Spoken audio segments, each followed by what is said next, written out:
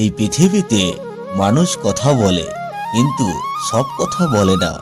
কিছু কথা মানুষ লুকিয়ে রাখে ভয়ের জন্য, লজ্জার জন্য, অথবা ভেবে নেয় যে আমার কথা শুনবে কে। ঠিক সেই না বলা কথাগুলোই একদিন জমে উঠে বাতাসে, মাটির গভীরে, গাছের শিকড়ে, আর জন্ম নেয় এক অদ্ভুত ফুল।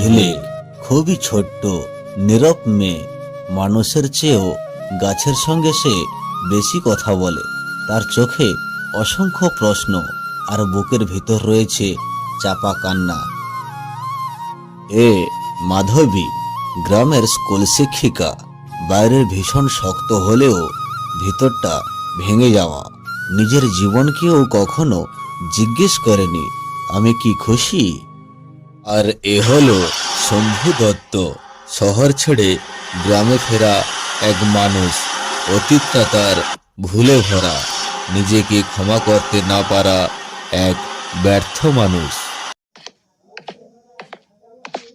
আমি এখানে প্রত্যেক দিনই আসি, কারণ আমাকে কেউ এখানে প্রশ্নই করে না। কেউ বলে না চুপ করে বসে থাকিস কেন। এই বটগাছটি শুধু শোনে, আমি ওকে সব কথাই বলি। স্কুলের কথা, আমার একা লাগার কথা, রাতে ঘুম না আসার কথা। মানুষ শুনলে হয়তো হাসতো, কিন্তু গাছ হাসে না, গাছ শুধু বোঝে। হঠাৎ ঝোপের ভিতর একটি নীল আলোর দেখা মিলল। ঝিলিক তখন চমকে উঠে বলতে থাকে, এই আলোটা কি? আগে তো কখনো দেখিনি। এটা তো ফুল, ফুল তো আলো দেয় না, নাকি এটা আমার মতোই চুপচাপ আর আলাদা লুকিয়ে থাকে?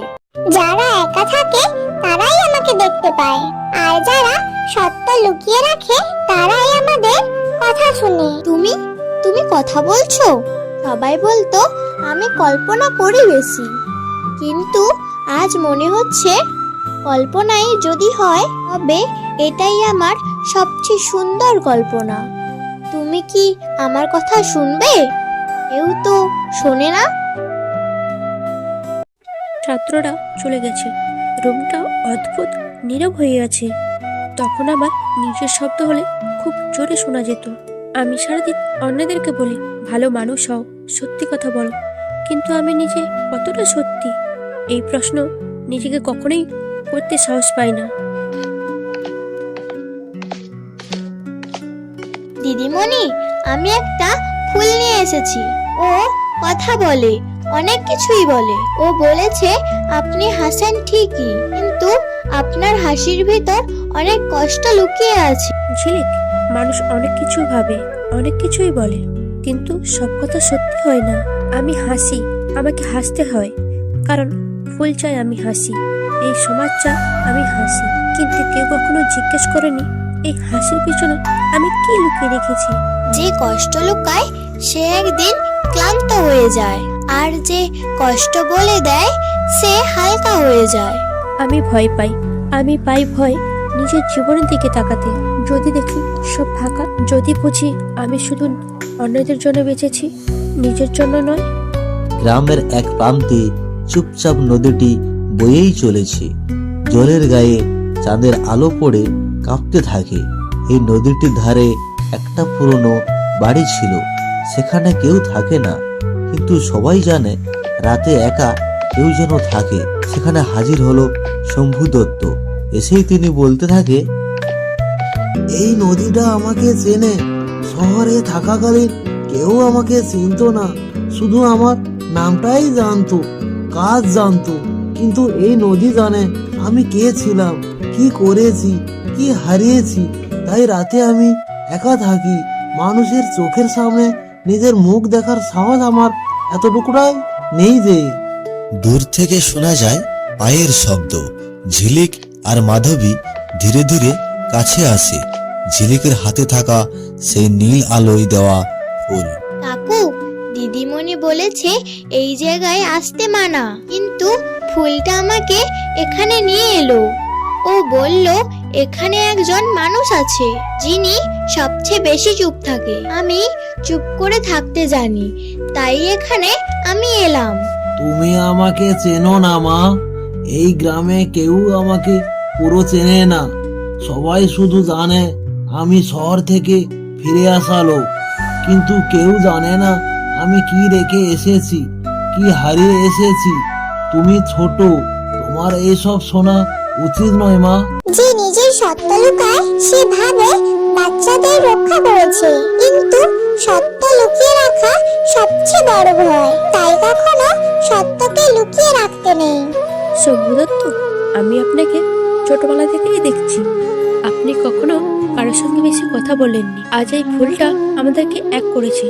যদি কিছু বলার থাকে আপনি আজই বলুন। চুপ করে থাকলে কষ্ট কখনো কমে না, বরং কষ্টটা আরো বেড়ে যায়। আমি একদিন খুব বড় স্বপ্ন দেখতাম। শহরে চাকরি, টাকার সম্মান সবই পেয়েছিলাম, কিন্তু সেই দৌড়ে আমি একজন মানুষকে হারিয়ে ফেলেছিলাম। আমার স্ত্রীর অসুখ আমি বুঝিনি, তার পেছনে আমি সময়ও দেইনি। সে চলে যাওয়ার পর আমি বুঝেছি আমি একজন অসফল মানুষ, অসফল হয়েছি এখন। ঝিলিক চুপ করে কথাগুলি শুনে, কারণ শম্ভু দত্তের কথাগুলি ছিল একদম সত্যি। তার কারণ মানুষটি কথা বলতে বলতেই চোখে জল জমে গিয়েছিল। আমার মাও এমন করে চলে গিয়েছিল। তখন আমি খুব ছোট। সবাই বলেছিল বাচ্চারা বুঝবে না। আপনি যদি তখন বুঝতেন তাহলে আজ আপনার চোখে জল আসতো না। যা চলে গেছে তার ফেরে না, কিন্তু যে বেঁচে আছে তাকে বদলানো যায়। ফুলটি আরো উজ্জ্বল ও নীল আলো হয়ে চারপাশে ছড়িয়ে পড়ে। তখনই ফুলটি বলে ওঠে, আমি কোনো একদিন জন্মাইনি, আমি জন্মাই প্রতিবারে। যখন কেউ নিজের সত্য বলতে পারে না, মানুষের কষ্ট মাটিতে মিশে আমাকে তৈরি করে। আমি কথা বলি না, মানুষকে নিজের সঙ্গে কথা বলাই। এতদিন আমি ভেবেছি হয়তো আমার জীবনটা শেষ হয়ে গেছে, বয়স হয়েছে, স্বপ্নের সময়টা পেরিয়ে গেছে।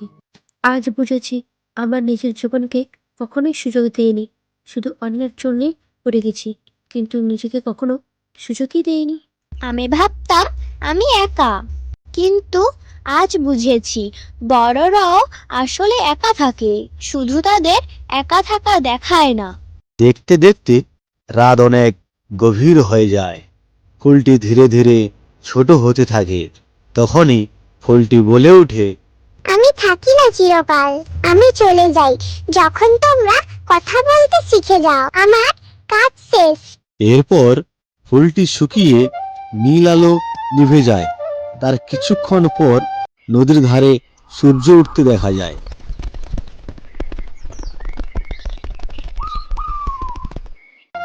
আজ মনে হচ্ছে আমি আবার প্রথম থেকে আমার জীবন শুরু করতে পারি। অতীত মুছতে না পারি, কিন্তু আমার ভবিষ্যৎ আবার নতুন করে আমি গড়ে তুলতে পারি। আজ আমি স্কুলে শুধু পড়াবো না, আমি বাচ্চাদেরকে বলবো নিজেদের কথা বলতে শেখো। আমি আজও বটগাছের কাছে যাব, কিন্তু আজ আমি শুধু বলবো না, শুনবো, কারণ এখন আমি জানি পৃথিবীও কথা বলে। হ্যালো আমার ছোট্টখাটো কার্টুন প্রেসী বন্ধুরা, আমাদের এই গল্পটিকে সম্পূর্ণ দেখার জন্য অসংখ্য অসংখ্য ধন্যবাদ। এবং গল্পটিকে একটুখানি ভালোবেসে লাইক, কমেন্ট, শেয়ার ও সাবস্ক্রাইব করে দিও। খুব সুন্দর একখানা ভিডিও আপনাদের পাশে আসতে চলেছে। ততক্ষণে এসএমবি কার্টুনের সঙ্গে থেকো, পাশে থেকো। ধন্যবাদ।